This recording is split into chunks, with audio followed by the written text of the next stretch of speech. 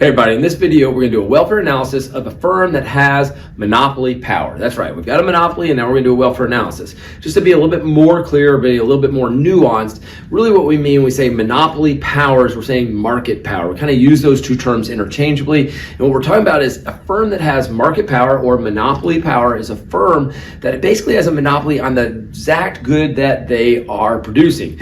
Now, you could have a lot of close substitutes, and if that's the case, you've got monopolistic competition. But still, the firm is the market is the firm, even with monopolistic competition. Or you're going to have a situation that the firm has monopoly power, of course, over a good, and there's no close substitutes, and then we just call that a monopoly, not monopolistic competition, but just a monopoly. But anyhow, what I'm doing here is I'm doing a welfare analysis for any firm that has market power or monopoly power, and that's what this graph is showing generically, okay? So the firm is the market is the firm, so this is the demand market and demand firm, and you should see right off the bat that we're assuming no price discrimination, and what tells you that is our MR curve is twice the slope as demand. So we're assuming no price discrimination. Now, with that said, we're going to go ahead and find kind of our P and Q. You can see I've actually got the Q already labeled up here. The way that, you can see I got the P also, but generally how you do that, how you find the P and Q is you need the big three curves, and these are the big three curves. MCMR, they give you output, right? So you go to MCMR, that's where they intersect, that's your output. And once you have the output, you want to go find the price. Basically what you're saying is what's the maximum the firm can charge to sell this exact level of output. What gives you that is the demand curve. So you take that Q straight up to the demand curve. So I'm going to go ahead and do that, bring that up there and draw that over. Now we've got our P and Q for our firm that has market power. Let's get to the welfare analysis.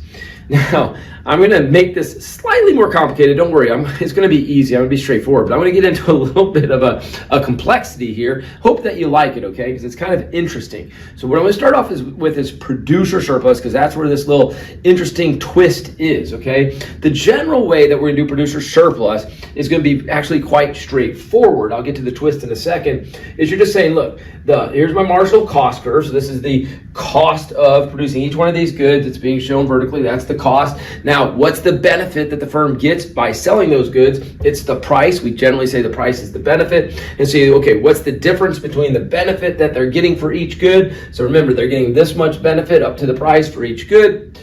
You take that, subtract off the cost, and you're left with surplus. So I'm going to go ahead and kind of do it with my hand right here. This is going to be our producer surplus, right? Producer surplus, producer surplus.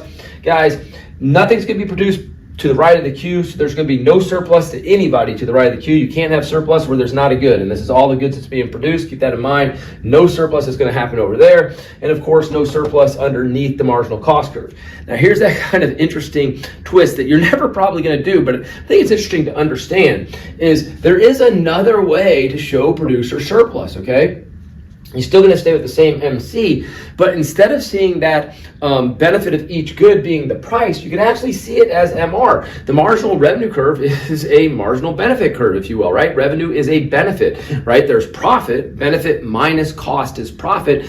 Revenue minus cost is profit. Revenue is a benefit. So literally, now just take a look at this. You're never going to be asked to do this, but this right there, to the MC right there. So just like that, if you were to do that area, that would be producer surplus. And what's very interesting is this area of that is going to be exactly equal to the area of this right there. It's going to be exactly equal, okay? So you can base it off the price, which you should and probably be asked to do on an AP test or in your 101. You're going to say, hey, just look at the price as the marginal benefit to the firm. But you could identify producer surplus or find that area by focusing on the MR curve, but that will take you right up into this area. And the reason why most AP or 101 classes don't want you to do that is that makes your analysis much kind of messier because we really want to associate these two areas, hopefully you know, with consumer surplus. If you did not know that, let me kind of make sure that we understand.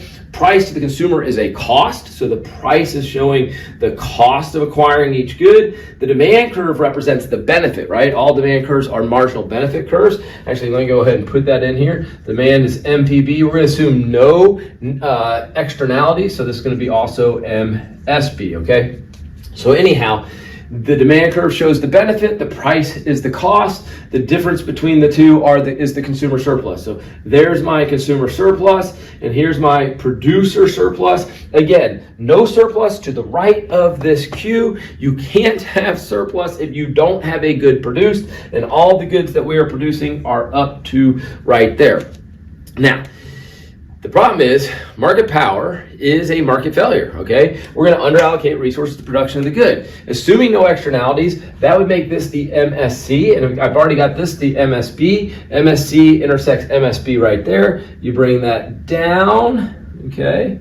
Q opt. That's my Q opt. We are under producing this good, okay? Underallocating resources to production of the good. And that makes this triangle, and just go ahead and write this in real quick. This is my MSB. This is my MSC. We actually want these goods to be produced, okay, to get maximum social surplus. Why? Because the societal or total benefit to society is greater than this total cost to society, or the societal cost. This right here is actually going to be our deadweight loss. Again, market power is a market failure, and that's your welfare analysis, okay? We're going to have, with no intervention, this is just a straightforward one, no price discrimination, no intervention by the government. This is what we're going to get. We're going to consumer surplus right there, then you're going to get the producer surplus right here, no surplus to the right, so we're missing out on this potential surplus. That'd be the deadweight loss. I hope that makes sense to you. We'll see you in the next video.